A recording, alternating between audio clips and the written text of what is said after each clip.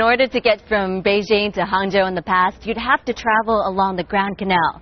No one really travels like that nowadays, but people still come from far and wide just to experience a city that Marco Polo once considered the grandest and most splendid city in the entire world. Join us as we explore Hangzhou. Welcome to Travelogue. I'm Michelle Lin.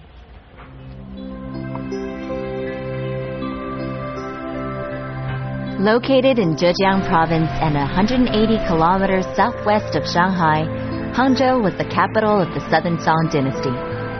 Known for its spectacular scenery and the famous West Lake, it's also the origin of the longest man-made canal in the world, the Grand Canal, which was built in sections with work starting over 2,000 years ago. The 1,776-kilometer waterway was developed as a means of transportation, facilitating trade among the cities lying between Beijing and Hangzhou. You know, in the past, once you'd reach this bridge, you'd know that you had finally arrived in Hangzhou. And back there, that's Beijing, and it's a long way back. In the past, the Grand Canal connected China's southern cities with the north, linking the waterways of the Yangtze, Yellow, Huaihe, Haihe, and Qiantang rivers. Part of the canal is still in use today, but mostly for tourism purposes. If you come here, hire a traditional-looking boat to get a taste of the meals that were once served on the long boat journey.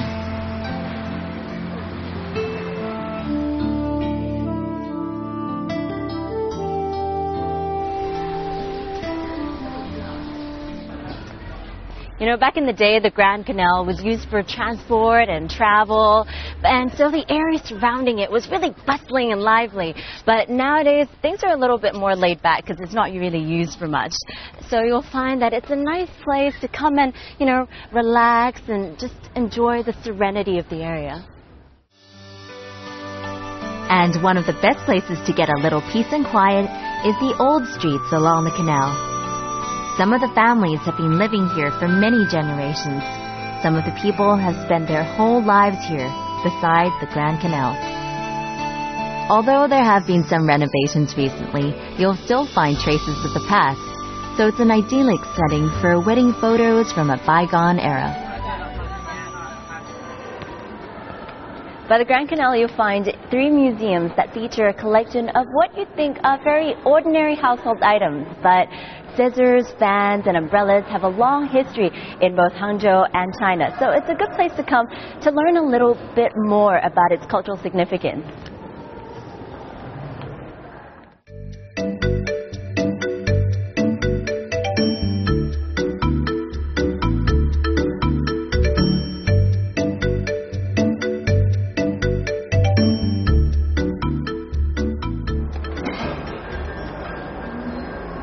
When people come to Hangzhou, they usually bring back a pair of scissors for their family and friends.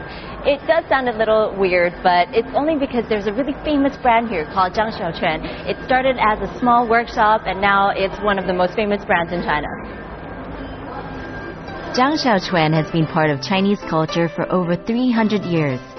Its founder used the techniques of Zhejiang Longquan sword making to produce his scissors, which are inlaid with steel.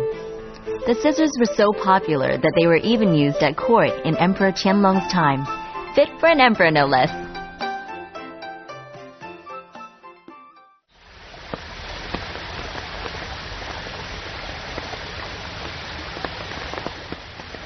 The 3 museums located in the Canal Culture Square are interlinked, so it's easy to walk between the exhibitions and discover more about 3 of Hangzhou's most renowned handicrafts: Zhangxiaoquan scissors, Wang Xingji fans, and Westlake silk umbrellas.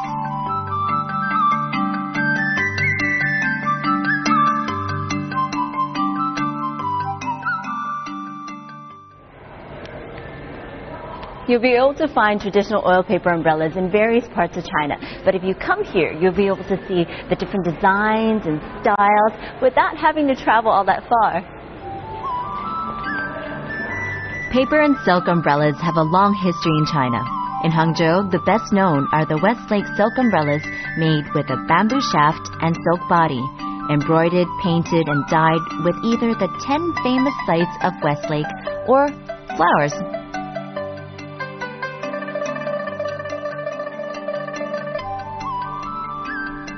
From the umbrella exhibition, I move on to the Museum of Fans, one of the 3 treasures of Hangzhou, along with Longjing tea and silk. The most famous brand in town is Wang Xinji, the company that for over 100 years has been known for its black paper and sandalwood fans. In fact, you'll find on display here various styles of fans, from ancient and traditional to modern, made from a wide range of materials. My favorite is the interactive feature that allowed me to show off my fan using techniques.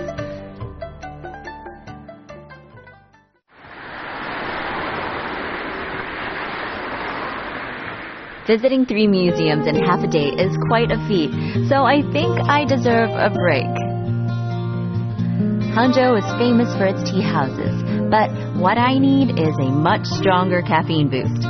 So I decide to check out Me Too Cafe on Jinhua Road. If you're looking for a decent cup of coffee, I definitely recommend Me Too Cafe. It's a place that was started by artists for other creative minds and people who just enjoy art in an abandoned silk factory. And if you come here, you'll still see some of its old fittings, such as what used to be the air conditioner back in the day. During the day, the cafe is a haunt for those seeking a comfortable place to work or just hang out, made more appealing by its free Wi-Fi. They serve illy coffee, so you don't have to worry about a watered-down concoction. Here's the tip. They also have live performances at night several times a week when you can check out the local music scene.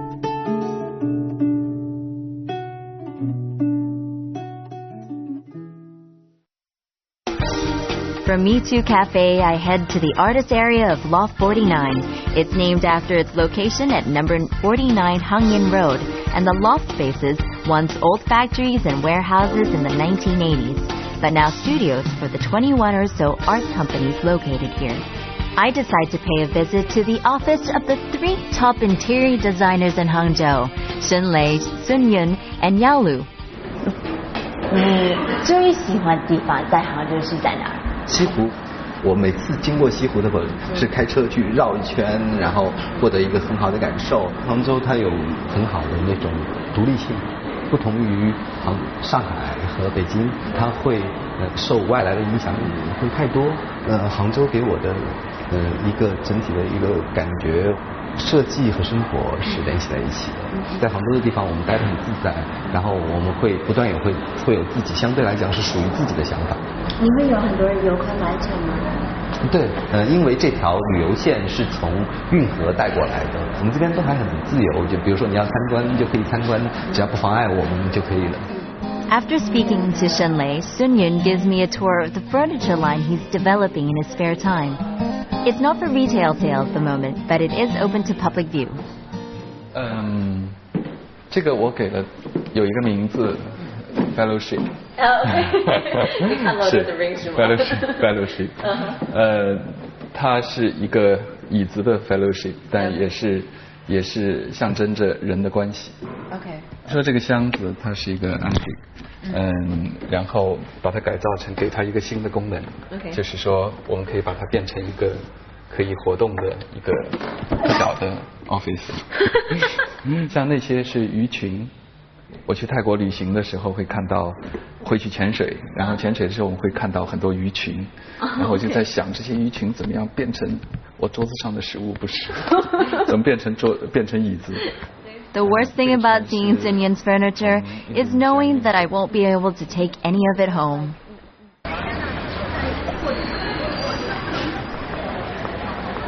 This here was once the Imperial Street during the Southern Song Dynasty over 800 years ago. Back there, that's where the palace was, and right in front of me, that was the drum tower. And nowadays, the locals still use this street and go about their daily lives here. So it's a good place to come to get a taste of Hangzhou's history and its modern life. Oh, for example, like this. Wow.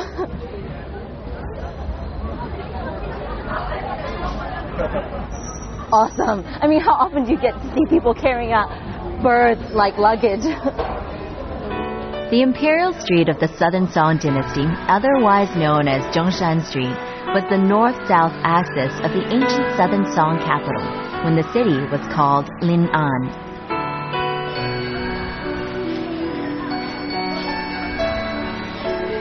In recent years, it's been refurbished and is now a shopping and tourist area where visitors can experience the street's heyday. Look out for remnants of Western and Chinese architecture left over from the past and the famous traditional Hangzhou brands of clothing and household items. This is a really old brand, but you'll find it in new designs. After a bout of window shopping, I take a walk along Zhongshan Street, taking in the recreated street scene of the Southern Song dynasty and the architecture. I find many traditional Chinese medicine shops and make my way over to one of the most renowned, Huqing Yutang.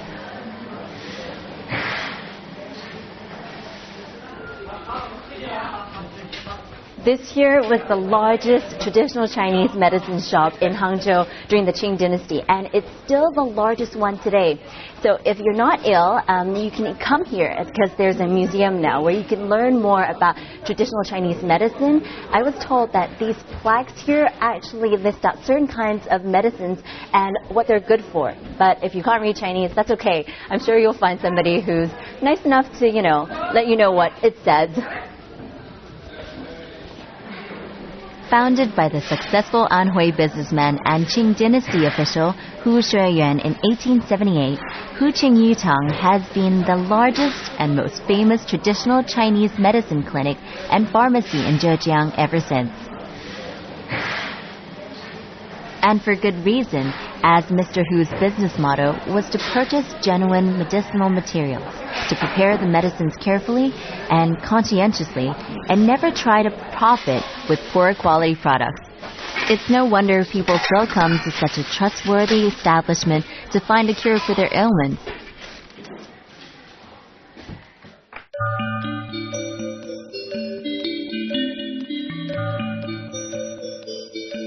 In the past, you'd be able to reach the Xixi wetlands by river. That's no longer possible, though it didn't deter me from making my way there.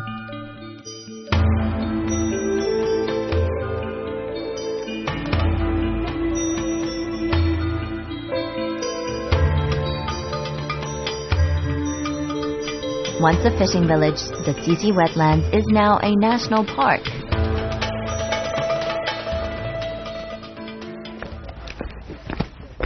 Man, this stuff is really heavy. I really feel sorry for the people back in the old days. Back then, though, the waterways were a really important part of their daily lives, so you'd find a lot of activity around. Nowadays, if you come here, you can experience what it was like back then. You can go fishing, pick some fruit. About to do that, so let's go.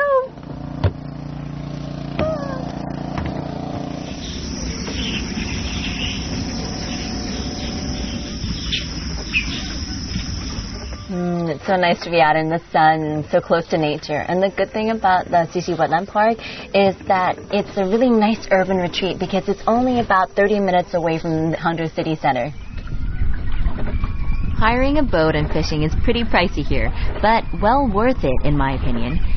I suggest you reserve tickets to come to this ecological wonderland because only 3,000 visitors are allowed in each day. The restriction is necessary to protect the environment. If you catch a fish, you can take it down to the restaurant and they'll cook it for you for free of charge. Otherwise, you can just kick back and enjoy some organic fruit. Okay, so I guess this fishing... Ooh, it's soft, just the way I like it. This fishing net has more uses than just catching fish. Fresh from the tree.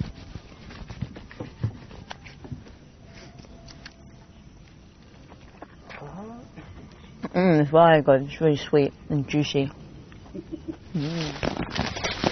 Wow, look at that. You need these for a couple of days at least. If not, I'm going to take it to the market and sell them. Do I look like a fruit seller? Oh yeah, it's heavy for him. I better help him take it out. Waiting a while, but I suppose even the most experienced fishermen have bad days. Sometimes it's not a matter of skill, but luck. Oh, look! It's not very big, though. It's not quite the 15-kilogram fish I was expecting. Oh. Oh, I almost feel sorry for it. But we caught a fish. So that's lunch. Now an accomplished fisherman, I travel along the Qiantang River in Hangzhou to where it becomes the Fuyang River in the neighboring coastal city of Fuyang, which is actually considered a part of Hangzhou. But I'm not here for the fishing. I'm here for something that, so I've been promised, will soar beyond my expectations.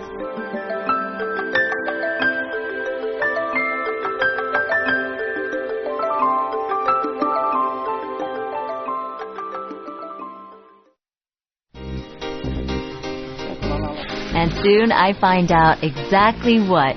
We arrive on what appears to be a flat, grassy surface on the top of a hill to find paragliders preparing for takeoff. I'm quite anxious as I wait to go up in the air, but eventually I'm told that my instructor has been called away to another city. Well, that's burst my bubble. It's such a pity the instructor isn't here today, or else I would be off into the air like they are. In Fuyang County, although there's not many tourist sites here, people come here to paraglide off the mountain because it's got the perfect conditions for it. I'm so sad. I wish I could go too.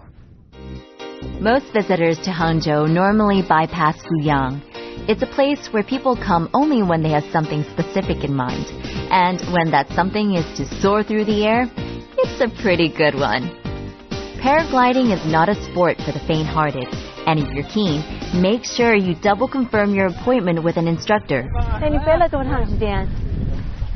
飞了滑翔伞是1年，很容易学吗？炸机18年，有人最多飞过7次，啊，一天飞过7次，但他们多的飞了将近20次。从早上飞到晚上。哇！这些人都是全国各地来的，来了以后就想飞。哎，我觉得挺好玩的。是好玩。哎呀，你昨天来就好。昨天来光外国人就有10多个。世界各地来的。但是他们怎么听到有这样的地方可能飞的？我们专门有这样的网站。滑翔中国。凭我这个多年的飞行经历，我知道这个场地适合滑翔伞的运动。听他的 ，listen to him。只有飞滑翔伞，你才能体会到像鸟一样的飞行。空六老飞准备起飞。Go, goodbye! Woo! Turn and fly!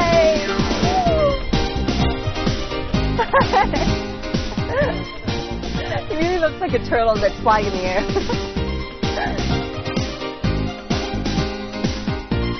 空流老飞，老飞你好，飞得怎么样？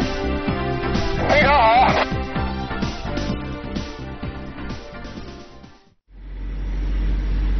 Hongliu tells me there's a quaint village nearby where some of the families have been living for 65 generations or more. I did a quick check and it wasn't listed in any guidebook, so I had to go.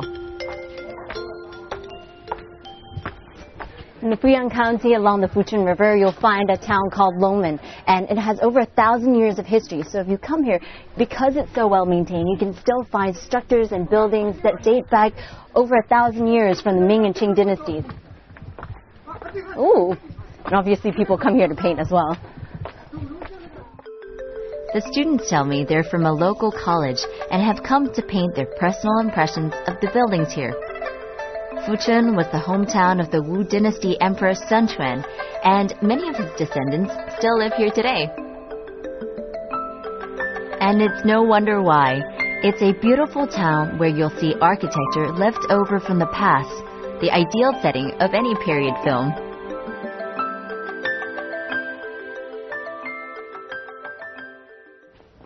这个有很多册，也是整个龙门镇的那个孙姓在里面的。哦，你也姓孙吗？是的。哦，我听说在龙门有10%，95%。95%哦，是孙的啊。你名字在里面吗？我有的，我可以找得出来。你找得出来？可以的。这个记得多少年了？1000多年吧。Oh, wow. Their family trees have been recorded for over 1,000 years. That's how they know that they're all descendants from Sun Quan. 啊，这就是我的名字。哦，你有女儿了？是的。哎， Okay. 这是我的几个那个姐姐跟兄弟，这是我爸爸，这是我二叔，这是我小叔，这是我爷爷。 Mr. Sun tells me that people from all over the world with the same family name come here to try to find their ancestors and their roots, and they add their names to the record. This is how such a detailed family tree has been compiled. But surely all these people can't be heading to the same place just to find their heritage. There must be more here than meets the eye. So I meander through the streets to find out what's happening.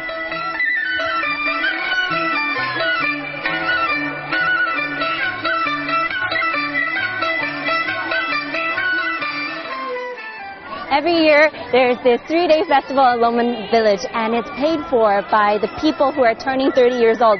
The crowd is great. You know, they invite all their friends and family members to come join in the festivities. There are operas and games and food, and it's just really fun.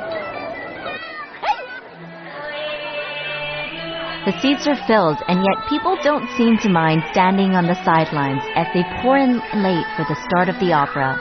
It's time to celebrate, and in line with Chinese hospitality, it's a case of the more the merrier. It seems the invitations are sent by word of mouth, so the residents never know how many guests to expect. And while that may faze most party planners, the villagers have long learned to cope.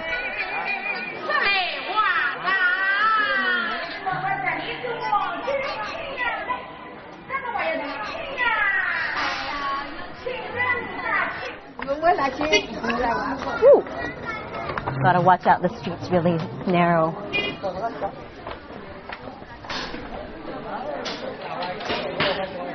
So you know you're in a small village? This is proof. Down there. I've heard that you can walk into any home tonight and you'll be invited to stay for dinner. Oh, so good. 今天晚上有多少人来你家？5、6桌客人。5、6个。5、6桌。Wow.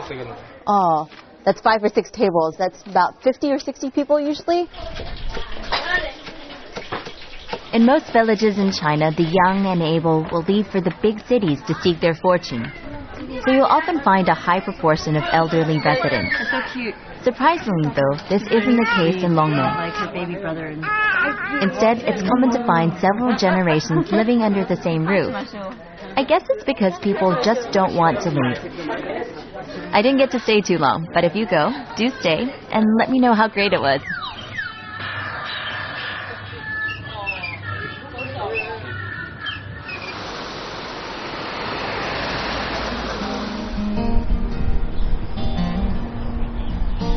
I've noticed that people in Hangzhou place a lot of importance on a leisurely lifestyle, regardless of where they may be living. Now, I'm told that in town, there's a resort that a few years back had the distinction of being named one of the best new hotels in the world. It has grounds that are inspired by the famous 700-year-old painting Dwelling in the Fuchun Mountains by Huang Gongwang, a Yuan dynasty painter.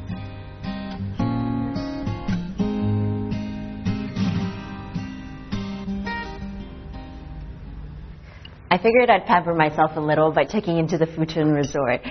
But aside from just some relaxation time and getting some treatments by the lakeside, what I'm really here for, well, is this. The golf. Nestled among tea plantations, you'll find an 18-hole golf course that will challenge any player, regardless of their handicap. It's currently one of the best golf courses in China and will give any international course a run for its money. In the area surrounding the golf course, you'll find fruit trees and organic produce growing, which will eventually land on the plates of the guests.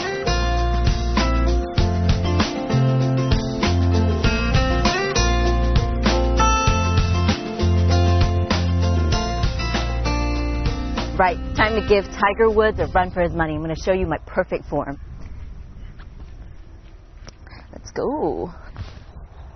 Okay, Truth be told, I can't play to save my life, but it's still nice to be out, you know, on a sunny day on a golf course that's surrounded by plantations. Now, I've got to go look for my instructor. Where's he gone? William! Where are you?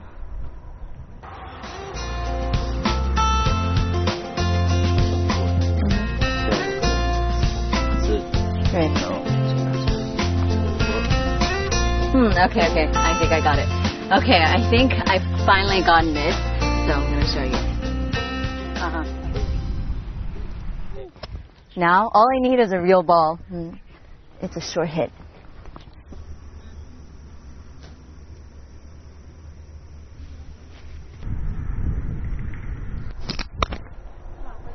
Woohoo! Not too bad. Why, thank you. Many of my friends have caught the golf bug recently, and now I understand why. It's incredibly therapeutic. But if it's not your thing, you can always just kick back and enjoy whatever comes. That's the way it's done around here.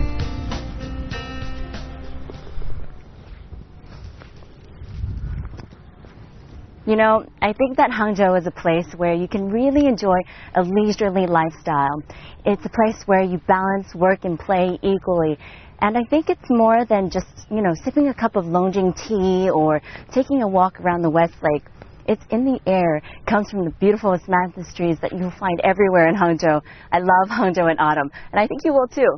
Thanks for watching Travelogue. I'm Michelle Lin. I'll see you next time. But in the meantime, keep those bags packed.